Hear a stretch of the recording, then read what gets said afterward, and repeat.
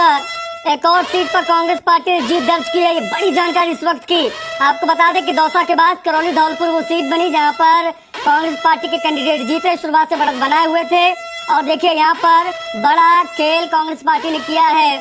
10 सालों का सूखा समाप्त करती हुई कांग्रेस पार्टी 2 सीटों पर अब तक जीत चुकी है। 5 के जीत हार के आंकड़े सामने आ गए हैं और देखिए किस प्रकार से 3 पर बीजेपी और 2 पर यहाँ पर कांग्रेस पार्टी जीती है। ये इस वक्त का एक बड़ा आंकड़ा बता दें आपको, करौली धौलपुर से कांग्रेस के भजन लाल जाटव जीते हैं। ये बड़ी जानकारी इस वक्त की। तो देखिए एक एक करके हम आपको अपडेट बता देते हैं। सबसे पहले नतीजे आए थे जयपुर शहर के, जहां पर बीजेपी की मंजू शर्मा जीत गई और कांग्रेस के प्रताप सिंह खाचरियावास हार गए।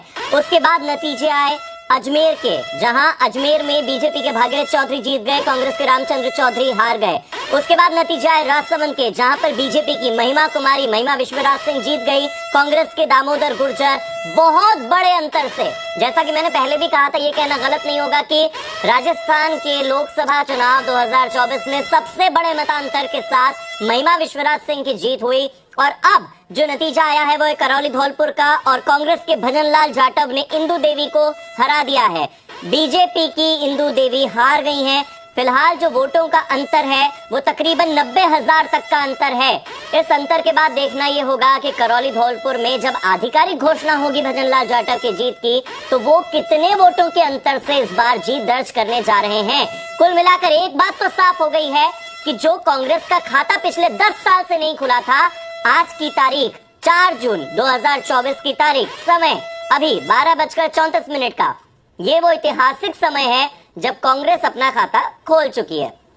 और जो 15 साल से यहाँ सांसद का गैप था, पायलट साहब के टाइम पे, सचिन पायलट के टाइम पे, रमा जी के टाइम पे, दौसा क्षेत्र का एक पूरे देश में वजूद होता था।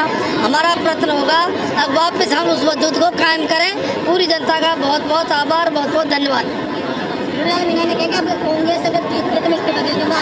देखो वो उनका व्यक्तिगत मामला है, राजनीति बहाना से नहीं चलती। राजनीति में जनता के फैसले सबको स्वीकार करने चाहिए, चाहे हम हो चाहे कोई और। तो देखिए प्रतिक्रियाएं लगातार आ रही हैं और जो कैंडिडेट जीत रहे हैं उनके रिएक्शन आप देखिए। मुरारी लाल मीणा क्या कह रहे थे, मंजू शर्मा ने क्या कहा जीतने के बाद, वो हमने आपको दिखाया। लेकिन देश की टैली क्या कहती है, देश की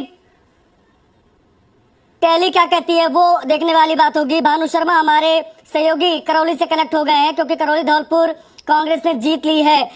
भानु, क्या स्थिति रही यहाँ पर, किस प्रकार से अप्स एंड डाउन दिखाई दिए शुरुआती रुझान से लेकर अब तक, और कैसे कांग्रेस पार्टी ने यहाँ पर जीत दर्ज की? भजन लाल जाटव, जो लोकसभा सीट है जिस पर लगा शुरू के पहले रुझान में अगर बात करें तो बीजेपी की इंदू देवी जाटव आगे निकली, जिसके बाद जितने भी 20 राउंड थे उनमें भजन लाल लगातार बड़ी बढ़त के साथ लगातार गेन करते गए और आखिर में उन्होंने करीब 1 लाख की लीड के साथ एक बड़ी जीत दर्ज की है। इंदू देवी जो बीजेपी की उम्मीदवार थी वो लगातार पिछड़ती हुई भजन लाल जाटव से दिखाई दी और भजन लाल जाटव लगातार हर जो राउंड की वोटिंग की गिनती थी उसमें 500 या 4,000 वोटिंग प्लस होकर निकल रहे थे। जी भानु, इसी के साथ क्योंकि यहाँ पर दोनों एक ही समाज के लोग हैं, तो वोट बैंक में अपने समाज में किसकी पकड़